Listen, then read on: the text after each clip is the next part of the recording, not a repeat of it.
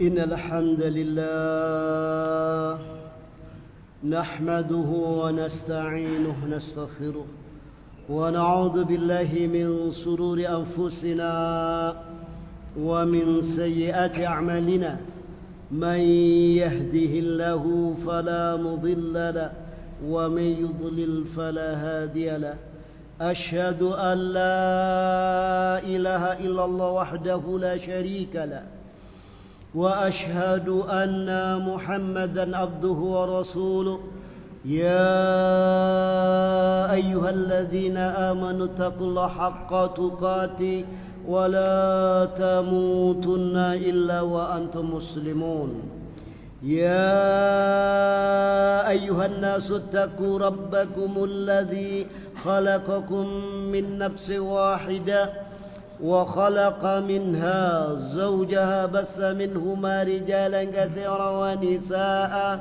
واتقوا الله الذي تساءلون به والأرحام إن الله كان عليكم رقيبا يا أيها الذين آمنوا اتقوا الله وقولوا قولا سديدا يصلح لكم أعمالكم ويغفر لكم ذنوبكم ومن يطع الله ورسوله فقد فاز فوزا عظيما أما بعد فإن أصدق الحديث كتاب الله وخير الهدي هدي محمد صلى الله عليه وسلم وشر الأمور محدثاتها وكل محدثة بدعة وكل بدعة ضلالة وكل ضلالة في النار فيا معاشر المسلمين والمسلمات rahimani wa rahimakumullah. Bapak-bapak, ibu-ibu serta saudara-saudari sekalian yang dirahmati Allah Subhanahu wa taala. Alhamdulillah kita panjatkan puji syukur kita kehadirat Allah Subhanahu wa taala yang dimana dengan curahan limpahan rahmat, hidayah serta inayahnya kepada kita sehingga kita mampu melangkahkan kaki kita dalam majelis yang berbahagia ini dalam rangka salat maghrib berjamaah yang dilanjutkan dengan tafaqquh fiddin, dengan pendalaman agama. Faya ma'asiral ikhwani wa akhwati fiddin azakumullah. Bapak-bapak, ibu-ibu serta saudara-saudari sekalian yang dirahmati Allah. Allah Subhanahu wa taala berfirman di dalam surah Al-Baqarah ayat yang ke-213. Kana an-nasu ummatan wahidatan faba'atsallahu an-nabiyyina mubashshirina wa munzirin wa anzala ma'ahumul kitaba bil haqq liyahkuma bainan nasi fima ikhtalafathumul bayyinat baghyan bainahum fahadallahu alladhina amanu lima ikhtalafu fihi minal haqq fahadallahu alladhina amanu lima ikhtalafu fihi minal haqqi bi'idhnih wallahu yahdi man yasha'u ila siratal mustaqim. Kana nasu ummatan wahidah, adalah manusia itu adalah agamanya satu, maknanya satu di atas agama yang datangnya dari Allah yang disampaikan lewat lesan Rasulnya. Jadi agamanya satu, umatnya satu, ya. Kemudian Allah Subhanahu wa taala utus para nabi, para utusan, para rasul, mubasyirina wa mundzirin, sebagai pemberi kabar gembira dan sebagai pemberi ancaman. Kabar gembira dengan surga, ancaman dengan neraka. Wa anzala ma'ahumul kitaba bil haqq, dan Allah turunkan bersama mereka para rasul kitab dengan benar, liyahkuma bainan nas, supaya rasul nabi menghukumi di antara manusia fi makhtalafu fihi, yakni terhadap sesuatu yang mereka perselisihkan di dalamnya. wa makhtalafa fi ilal ladzina utuhu min ba'di ma ja'atsumul bayyinati baghyan bainahum. Dan tidaklah mereka bersilang sengketa tentangnya kecuali mereka orang-orang yang didatangkan kepadanya kitab setelah datang bayyinat, penjelasan, ya ini. Setelah datang penjelasan, kemudian mereka baghyan bainahum, melampaui batas di antara mereka. Baghyan, bagha. Allah sudah beri aturan yang standar, tapi aturan standar itu ada yang dirubah, ada yang ditambah. Maka di sini terjadilah perpecahan. Jadi kalau agamanya ini ada yang ditambah kemudian dikurangi, tidak sesuai dengan standar yang datangnya dari Allah yang disampaikan lewat lisan Rasulnya. Dan ini diperkuat oleh Allah Ta'ala di dalam surat Ali Imran ayat yang ke-103 insyaallah. Wa'tasimu bihablillahi jami'an wa la tafarraqu, dan berpegang teguhlah kalian. Iktisam, jadi iktisam ini berpegang teguh, kegondelan kelawan rapat. Bihablillah, dengan tali Allah. Rasul sallallahu alaihi wasallam menjelaskan, hablullah ammamdud minas sama ilal ardh, yakni tali Allah yang terjulur dari langit ke bumi adalah kitabullah yang dijelaskan lewat lisan Rasulnya sallallahu alaihi wasallam. Maknanya kaum muslimin, kaum mukminin, yakni diperintahkan oleh Allah Ta'ala untuk i'tisam, berpegang teguh dengan tali agama Allah, yakni Al-Quran dan Sunnah. Wala tafarraqu, dan setelah Allah Ta'ala perintahkan diiringi dengan larangan. Ini namanya hasad. Jadi betul-betul dilarang untuk berfirqah karena ada perintah persatuan. Jadi betul-betul larangan keras, sehingga di dalam syariat Islam maka tidak ada satu perintah pun kecuali, ya baik yang datangnya dari Allah dan Rasulnya, kecuali di situ memerintahkan ke jalan persatuan dan kesatuan. Dan tidak ada satu larangan pun yang datangnya dari Allah Ta'ala dan Rasulnya, melainkan larangan untuk berpecah belah, larangan untuk saling membelakangi, larangan untuk saling memata-matai, larangan untuk saling hasad, dengki, iri. Maknanya larangan berpecah. Maka tidaklah ada sebab-sebab yang menjadikan umat bersatu, melainkan syariat Islam sudah memerintahkannya.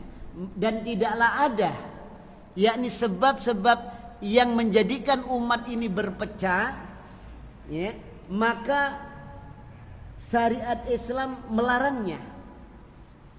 Oleh karena itu perpecahan umat ini, ya, harus memenuhi dua syarat, ya. Ada syurut, ada mawani. Ada syarat-syarat yang menyebabkan umat ini berpecah. Ada penghalang-penghalang perpecahan itu yang hilang. Jadi dua ini. Jadi syarat perpecahan terpenuhi, penghalang-penghalangnya hilang, maka pecahlah umat ini. Rasul sallallahu alaihi wasallam, beliau yakni mengumpamakan kesatuan dan persatuan umat, yakni akidahnya, syariahnya, semuanya, kesatuan umat ini, kasih sayangnya, cintanya. Rasul bersabda, masalul mu'min fi tawaddihim wa tarahumihim kamasalil jasad. Perumpamaan orang mukmin, yakni di dalam kasih sayang mereka, di dalam rasa cinta mereka, saling mengasihi mereka, saling menyayangi mereka, kamasalil jasad, seperti tubuh. Wa idastaka adwun, maka apabila ada anggota tubuh yang sakit, ya, maka yang lain merasakan apa? Bisahr wal huma, dengan tidak bisa tidur dan panas dingin. Di dalam yakni riwayat yang lain, yakni masalul mukmin kal bunyan, seperti bangunan yang kokoh yang asalnya yakni unsur-unsur yang berbeda, ada bata, ada kerikil, ada pasir, ada semen, tapi begitu jadi bangunan menjadi kokoh. Yasuddu ba'duhum ba'dan, saling menguatkan satu dengan yang lainnya. Ini bisa terrealisasi di dalam kehidupan bermasyarakat di zaman Rasulullah, ya, baik secara ekonomi, sosial, yakni politik, budaya, hankam, terwujud kesatuan persatuan. Ya, itu demikian. Di dalam bidang sosial ekonomi ini bisa dilihat. Ya, Rasul habis sholat menoleh ke belakang. Siapa yang tidak suhul, yang tidak kerja siapa? Siapa yang sakit? Pikirkan bersama. Ya, ayo kita jenguk. Siapa yang tidak kerja? Saya ya Rasulullah. Ayo kita pikirkan. Siapa yang tidak makan? Saya ya Rasulullah. Ya, ini, dan semangat menolong sesama muslim bukan main.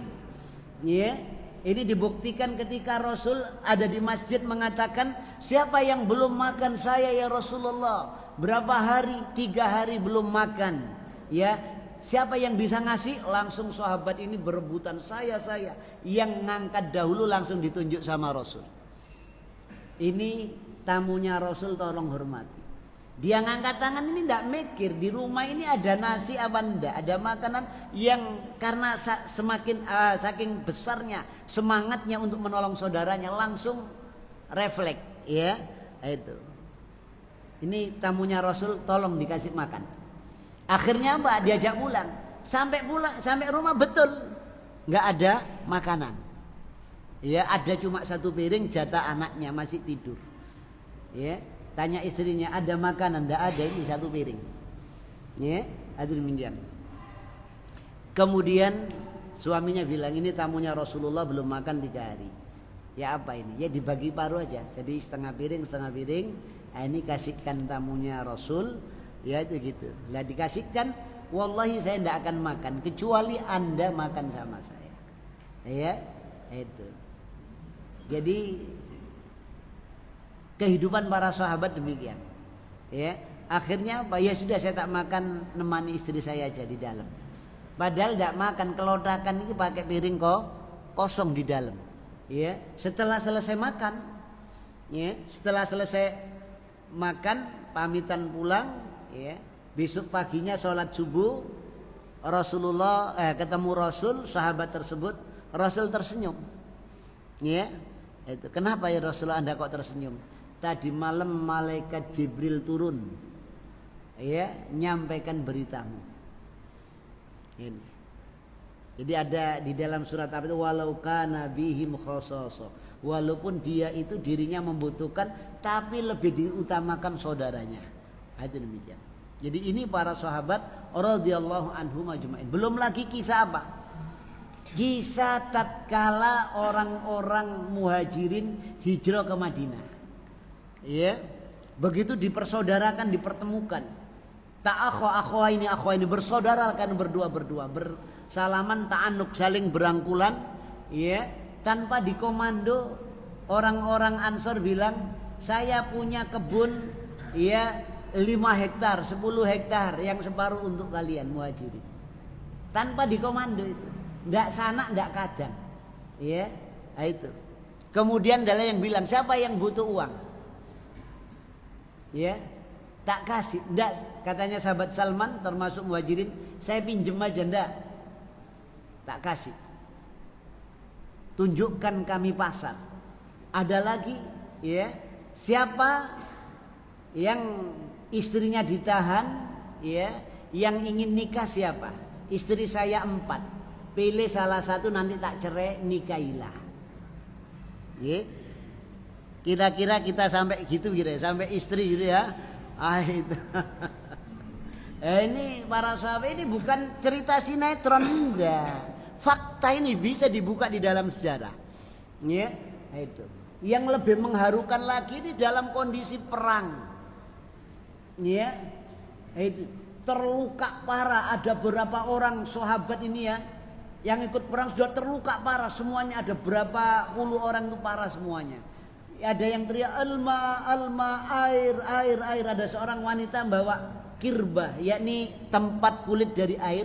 Dia datangi orang ini. Ketika hendak dituangkan, ini teriak-teriak Sulaim, alma, alma, air, air. Dikasih ini. Dia tutup mulutnya, kasihkan saudara saya. Ya, itu. Kesana sebelahnya lagi bilang alma, alma, air. Ditutup lagi, kasihkan teman saya. Ya. Sampai yang ketiga meninggal, kembali kedua meninggal, kembali pertama meninggal.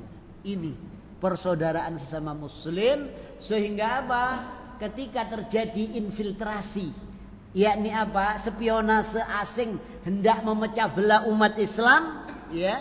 Waktu itu kejadiannya setelah perang Tabuk, ya, ada 3 orang sahabat yang dihajar oleh Rasulullah. Ya. Itu karena apa? Dia berterus terang. Ya. Ya Rasulullah, saya tidak mau alasan seperti orang-orang itu. Jadi orang-orang munafik itu pada alasan. Ya karena perang Tabuk itu dalam kondisi panas pada puncaknya. Ya, itu demikian. Ya, panas pada puncaknya ini kalau di Saudi Arabia itu musim panen. Panen apa? Panen korma. Itu di musim panas. Itu demikian. Ya, jadi pas musim panen panasnya begitu, ada perintah perang. Jadi orang-orang munafik saking banyaknya sahabat yang ikut, seandainya saya sembunyi tidak akan tahu, kecuali kalau wahyu turun. Sahabat ini sudah persiapkan. Ya, bahkan persiapan kalau perang sebelumnya dia 1 kendaraan, ini 2 kendaraan dengan apa? Dengan perbekalannya, dengan alat perangnya. Di zaman Rasul itu perang bondo sendiri. Ya bondo dewi. Sekarang dibandani negara, ya ajange perang ndolek apa Pak Yai ndolek Gus, ya sangu apa sangu jimat. Nah, innalillahi. Ya sahabat itu ngeluarkan itu apa? Ini yang antar saya ke surga, harta saya itu. Ya ini sebaik-baik apa harta, ya sebaik-baik amal saleh itu orang yang membawa hartanya dan jiwanya di medan perang. Ya, itu. Dan tidak pulang dua-duanya, jiwa sama hartanya. Ya, saya ingat ya ada teman waktu jihad Afghanistan dulu bilang, ya, orang Afghanistan itu senang kalau ada orang Saudi berangkat jihad ke sana. Kenapa? Ndak bondo wong tok. Senjata rong truk telung truk, makanya Uni Soviet hancur. Ya, itu orang sana itu karena dia tahu seutama-utama jihad itu begitu. Ya, ndak hanya hartanya isin moron, ndak orangnya. Ya, hartanya diwaris ini nih ke jatamu wis. Ya, bapak berangkat. Bawa itu, ya beli senjata 3 truk bisa dia. Itu gitu. Sahabat begitu. Begitu ada perang, ya Baitul Mal tidak ada, ya Rasulullah saya 200 onta dengan perbekalannya, semua itu begitu. Ya, jadi faya ma'asyiral muslimin wal muslimat rahimani wa rahimakumullah. Ini gambaran Rasulullah sallallahu alaihi wasallam ya tentang umat ini di masa Rasul. Ya, itu demikian, ya. Sampai pada perang Tabuk itu ketika sahabat 3 dihajar itu ya karena terlambat apa ndak ikut perang itu, ya ada intelijen yang masuk untuk mendekati sahabat ini karena sahabat ini dia ahli, kalau sekarang ini ya sekretaris negara, jadi ahli manajemen. Ya, dia tahu kekuatan umat Islam itu, tahu dia berapa anunya, tahu ini yang didekati oleh musuh. Ketika dalam kondisi dia dihajar, tidak diajak ngomong sama Rasul sama sahabat, 3 orang ini betul-betul bumi yang luas terasa sempit. Ini kesempatan apa? Kesempatan orang-orang kafir untuk apa? Yakni untuk mengetahui kekuatan umat Islam. Ya, sehingga apa? Dikirimlah intelijen. Ya, untuk mendekati sahabat ini. Kamu di sini ya tidak diperhatikan oleh teman-temanmu. Ini ada surat dari Malik Ghazan, ya, Raja Ghazan. Itu begitu dibuka, ya, isinya ajaan diangkat menjadi pejabat di negeri sana. Ya, itu demikian. Langsung oleh sahabat itu suratnya begitu dibaca, wa hadza minal bala aidan. Ini termasuk ujian bala juga ini. Akhirnya apa? Surat itu dimasukkan ke api. Selesai. Tidak gampang walaupun dia dijauhi, walaupun dia ya karena taubatnya dia itu akhirnya turun ayat khusus 3 orang ini dalam surat At-Taubah. Ya, ayat ini berkenaan dengan 3 orang sahabat ini. Musuh-musuh Islam ingin infiltrasi, ya, mau mengambil orang-orang yang penting di dalam Islam, tidak bisa mereka. Ya, nggak bisa dipecah belah. Itu kesatuan umat Islam. Ya, waktu itu sehingga Persia Romawi 1 bulan perjalanan sebelum ketemu di medan perang nggak bisa tidur. Ya, Rasulullah bersabda, nusirtu bi ru'ba masurat asahrin. Kami ditolong oleh Allah dengan rasa takut yang dicampakkan ke dada musuh perjalanan 1 bulan. Ya, Romawi 2 superpower dengan Persia ini, kalau sudah ada janjian perang sama umat Islam, ditentukan di mana, di Syam, di Palestina. Umat Islam berangkat dari Madinah ke Palestina, jadi orang Romawi ke Palestina, mereka tidak bisa tidur.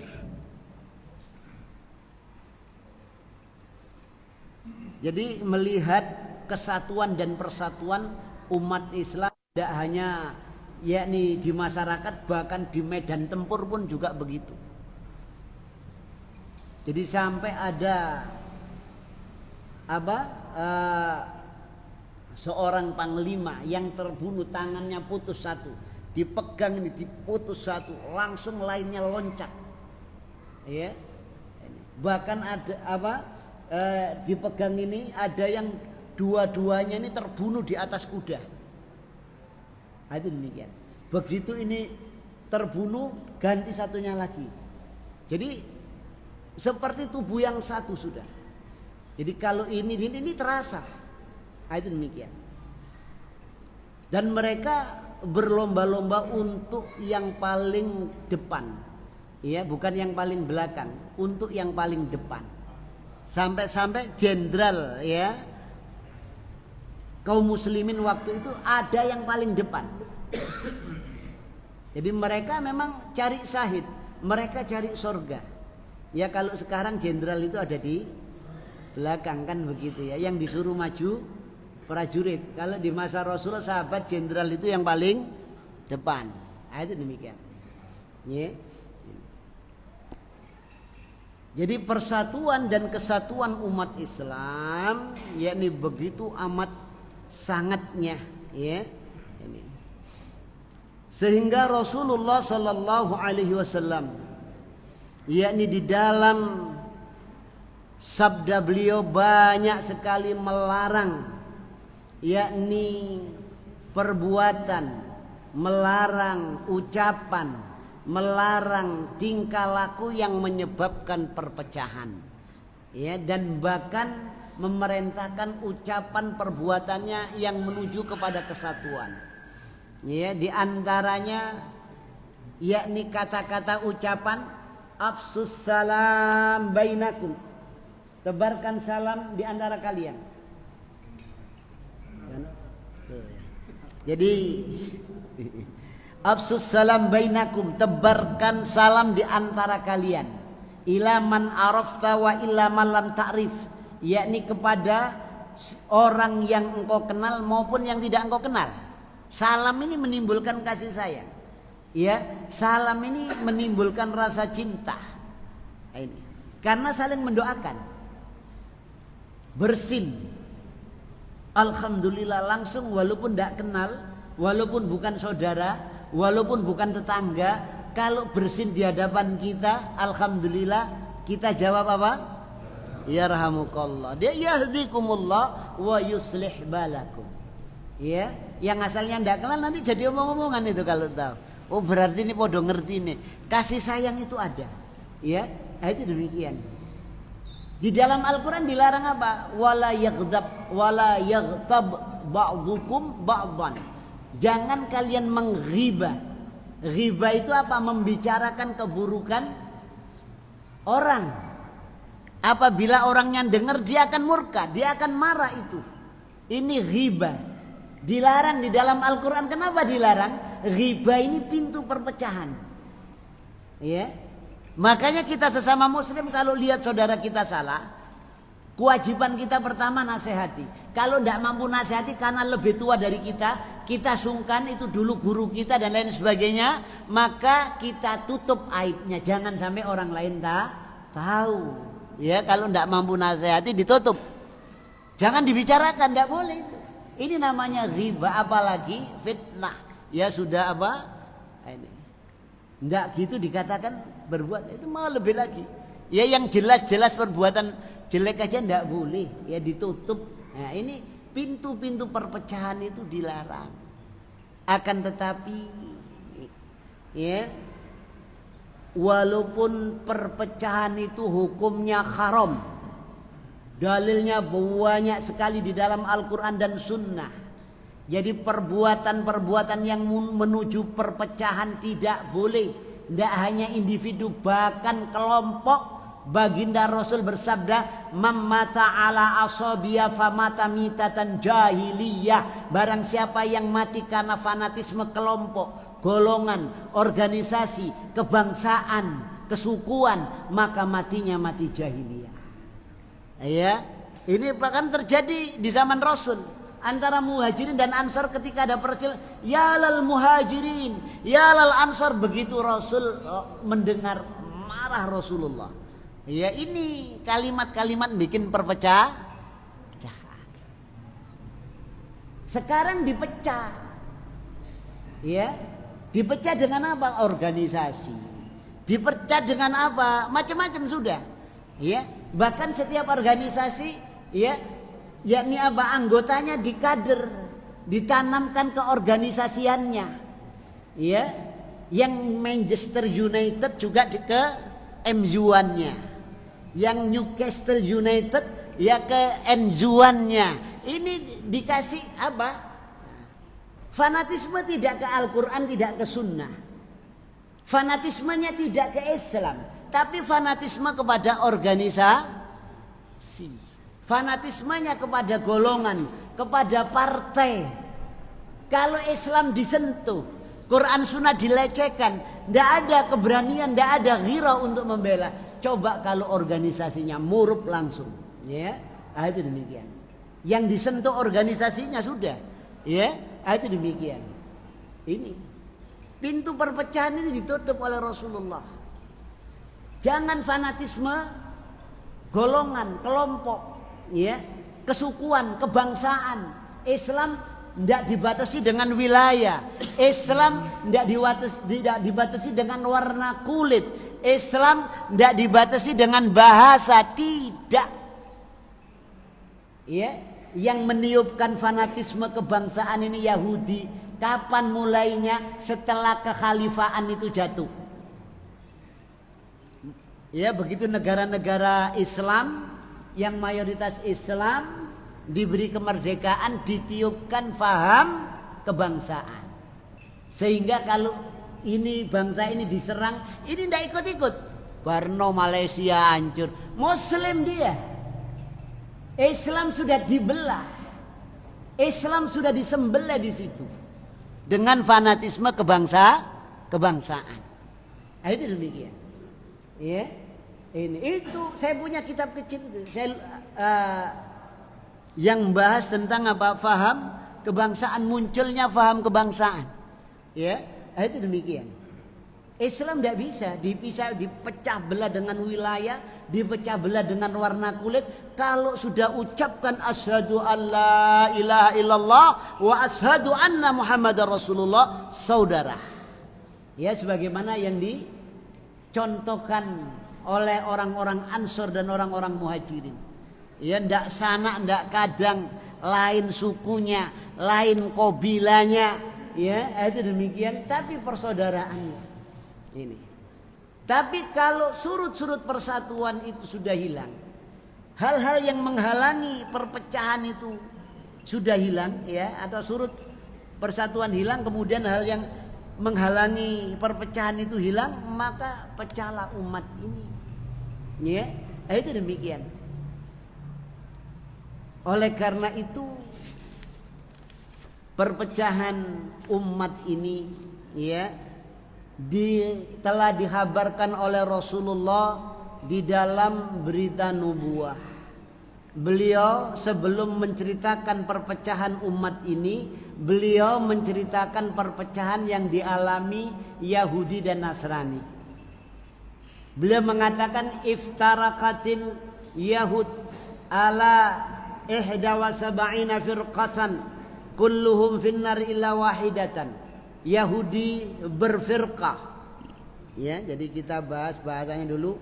Firqah, kalimat firqah itu satu kelompok yang memisahkan diri dari induknya, sudah pada tingkatan yang mendasar akidah itu firqah.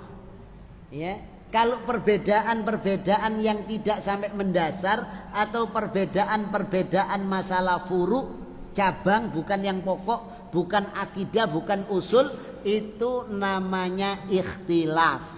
Maka tidaklah terjadi firqah kecuali didahului oleh ikhtilaf. Perpecahan kecil dulu, baru nanti akan membesar. Ya, itu demikian. Rasul katakan firqah. Orang Yahudi jadi 71 firqah, semua masuk neraka kecuali satu. Ya. Waftaraqatin Nasara ala sintani wa sab'ina firqah. Yani Nasrani pecah menjadi 72 firqah. Yakni kulluhum finnar ila wahidatan. Semuanya masuk neraka kecuali satu. Wasataftariku ala hadil ummah au ala hadil millah. Ya, dan umatku ini, agama ini, ya, ini akan berfirqah menjadi salasin wa sab'ina firqah. Yakni 73 firqah. Kulluhum finnar ila wahidatan. Semuanya masuk neraka kecuali satu. Dengan berita nubuah ini yang sesat dengan yang benar banyak mana kira-kira? Banyak yang sesat. Ya, itu demikian. Kulluhum finnar.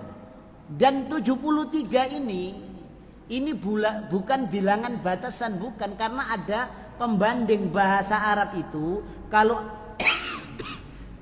kalau ada pembanding, ya, 71 menunjukkan apa? Yakni pecahnya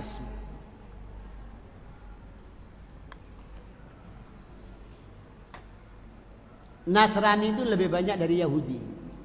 Pecahnya umat Islam lebih banyak dari dari Nasrani, itu demikian. Bukan 73, bukan batasannya. Tapi itu apa? Pembanding. Jadi bisa lebih dari itu. Ya, itu demikian.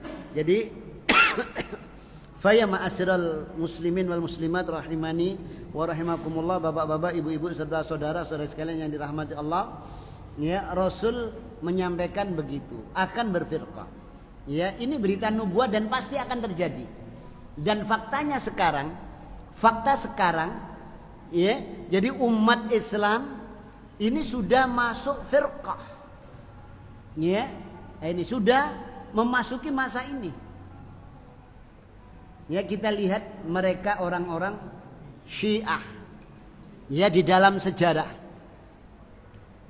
ketika dia belum punya kekuasaan, mereka masih takiyah, masih pura-pura.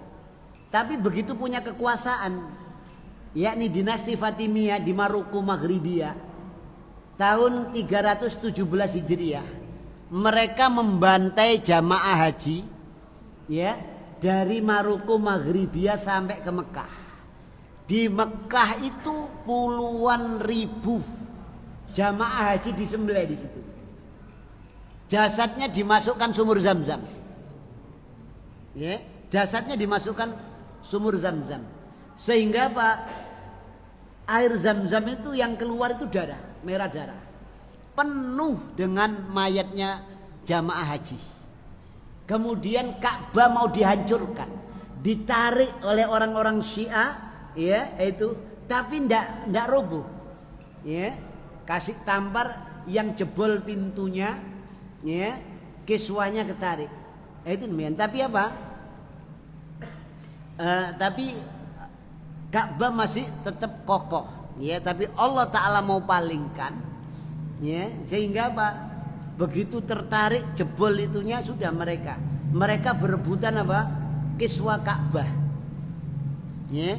Anehnya mereka itu karena punya banyak keyakinan khurafat, ya, tidak berhasil merubuhkan Ka'bah, tapi kiswah Ka'bah itu dijadikan royoan, diguntingi, dibawa pulang untuk jimat. Sampai sekarang kan begitu ya. Nah, itu kiswah Ka'bah itu digunting, dijual itu. Yang dagangan siapa kepingin laris. Itu sampai sekarang, ya. Kemudian Hajar Aswad dicongkel. 22 tahun jamaah haji tidak bisa cium Hajar Aswad, ya. Sampai masa khalifah siapa dibantai mereka, diambil lagi Hajar Aswadnya, ya. Itu demikian. Ini Syiah. Tahun 650 Hijriah yang memasukkan tentara Tartar ke Irak, ya. Siapa? Syiah. Sampai khalifahnya terbunuh, pengkhianatan Syiah, ya. Militer umat Islam ini militernya disuruh ke perbatasan, yakni apa? Baghdad diserang, sehingga Baghdad banjir darah, ya. Jadi kalau di dalam satu rumah ini ada 10 orang disembelih semua, kepalanya ditaruh di pagar, dibantai, banjir darah, kepalanya ditumpuk-tumpuk seperti itu, kemudian dibakar oleh mereka. Perpustakaan terbesar Islam dimasukkan ke sungai di Irak, sungai besar di Irak itu, ya, sampai air yang mengalir itu warnanya hitam. Mau dihancurkan umat Islam. Jadi apa? Kitab-kitab Islam ini mau dihancurkan oleh mereka. Ini. Apa berarti tidak? Tahun 78 enggak salah, ya.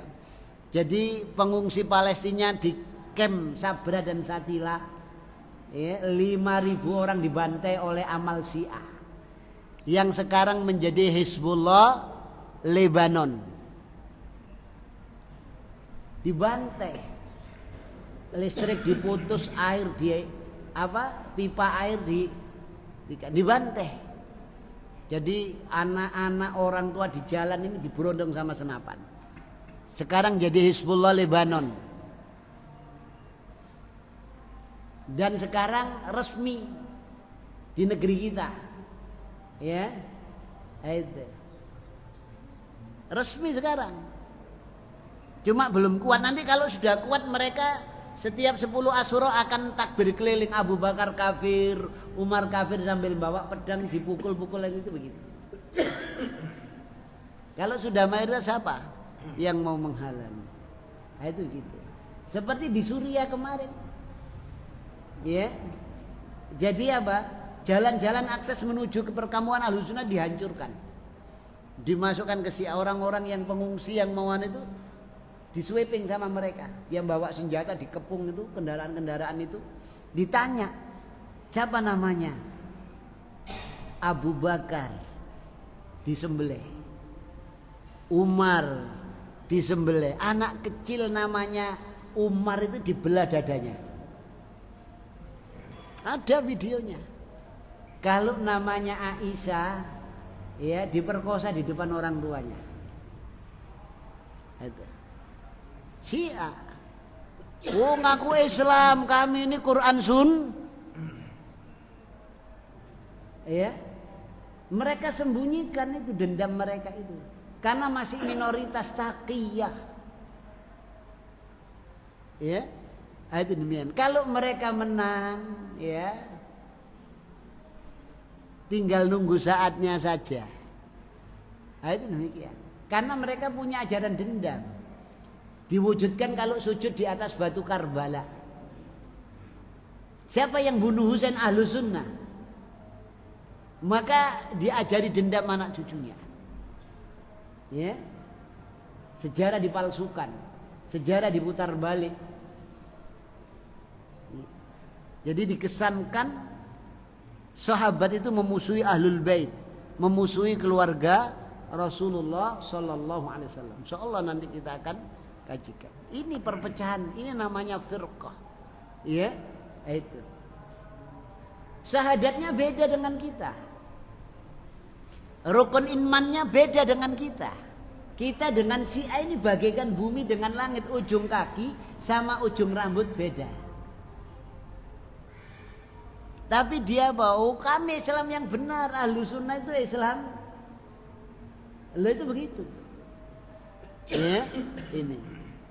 Yang dikhawatirkan Rasul terjadi betul. Ya, umat Islam tidak bisa dikalahkan dengan senjata. Ini permintaan Rasul dikabulkan oleh Allah. Ya, nggak ada ceritanya umat Islam kalah perang itu nggak ada. Ya, sampai Afghanistan saja NATO itu amblas, Uni Soviet amblas. Kalahnya dengan siapa? Dengan umat Islam sendiri. Kita lihat sejarah Indonesia, ya, Pangeran Diponegoro kalahnya dengan siapa? Ya, jadi pengkhianat dari orang Islam sendiri. Itu demikian. Ya, ini. Yadribu unuqa ba'duhum ba'dan. Yakni saling memukul tengkuknya, saling membunuh nanti umat Islam. Dan di sini ini digunakan sampai sekarang. Yang bubarkan pengajian siapa? Orang yang bakar masjid pondok pesantren siapa? Umat. Enggak berani mereka. Iya, itu. Walaupun bawa senjata tidak akan berani mereka. Bubarkan pengajian tidak berani mereka. Umat Islam melawan itu. Ya, itu demikian. Ini fakta yang ada. Apa yang diminta oleh Rasul dipenuhi oleh Allah Taala. Nah, sekarang dipecah belah umat Islam. Jadi mereka tahu, mereka punya perguruan tinggi. Oleh karena itu perpecahan umat ini, iftirakul ummah ini ada dua. Ada unsur dalam, ada unsur luar. Unsur luar Allah Ta'ala ingatkan, walan tardha ankal yahud walan nasara hatta tattabi'a millatahum. Ya. Selamanya tidak akan rela, pakai kalimat lan, bukan lam. Lan ini kalimat nafi li takkid, tidak akan, ya, ridho kepada kalian umat Islam selamanya itu. Siapa al-Yahud wal Nasar, Yahudi dan Nasrani, mereka tebarkan makar, mereka bikin kajian-kajian Islam, bukan untuk diamalkan tapi untuk dihancurkan, untuk dijatuhkan.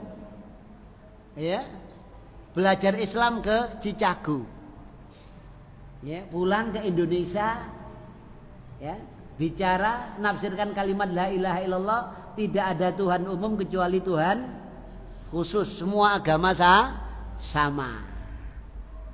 Ya, itu. Jadi yang munculkan perkataan-perkataan sesat itu bukan para pemulung, bukan. Ya, intelektual, punya jabatan, punya kedudukan itu begitu. Kalau pemulung nggak mungkin nggak direken sudah. Ya, itu begitu sampai sekarang itu. Yang dipinjem itu mulutnya mulut orang yang berpengaruh. Itu begitu. Itu sejak dulu. Ini dari luar. Ya.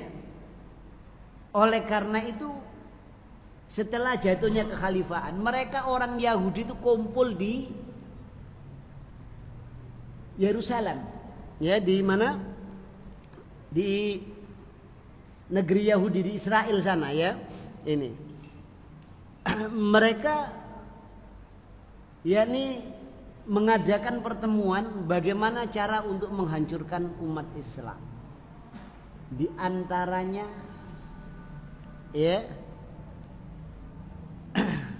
umat Islam tidak bisa kalian ajak pindah ke agama lain tidak akan bisa.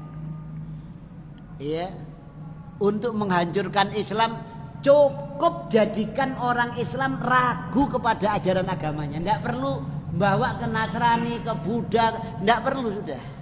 Sesuatu yang harus diyakini, kemudian tidak diyakini. Ini sekarang pendangkalan akidah itu di mana-mana sudah. Ya, dibikin orang Islam itu ragu kepada agama Islam. Itu sudah cukup, itu mati orang Islam sudah gitu. Ya, ini waktu ndak nututi. Sebetulnya belum dari dalam, ini dari luar. Dari luar itu juga banyak istikmar penjajahan.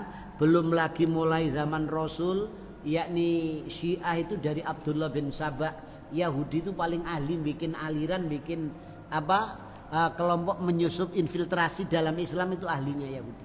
Ya, jadi bikin apa? Syiah itu dari Abdullah bin Sabah. Abdullah bin Sabah ini apa? Yahudi dari Yaman, Ibnu Sauda. Jadi belum lagi aliran-aliran yang lainnya. Ya, yang siapa yang pencetusnya? Mereka orang-orang Yahudi.